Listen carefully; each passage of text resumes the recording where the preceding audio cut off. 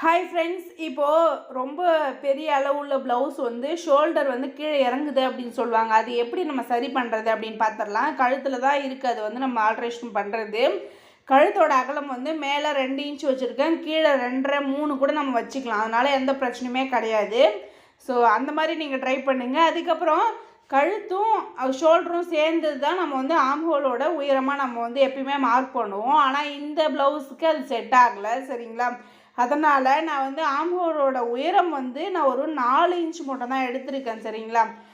அதே அளவு, அதாவது ஷோல்டரோட அகலம் என்னவோ அதே தான் ஆம்ஹோலோட உயரமும் நான் வச்சேன் அப்படின்னா எனக்கு வந்து 2 இன்ச் எக்ஸ்ட்ரஸாக வருது. ஸோ அதனால் நான் ஒரு 1.5 இன்ச் மேலே தள்ளி, அதாவது ஆம்ஹோலோட உயரம் வந்து 4 இன்ச் மட்டும் தான் மார்க் பண்ணி வைக்கும்போது எனக்கு வந்து கரெக்டான அளவு ஆம்ரோடு கிடச்சிருக்கு. இந்த மெத்தடை நீங்கள் ஃபாலோ பண்ணி பாருங்கள், கண்டிப்பாக உங்களுக்கு வந்து சூட்டாக இருக்கும். அவ்வளோதான் ஃப்ரெண்ட்ஸ் இந்த வீடியோ.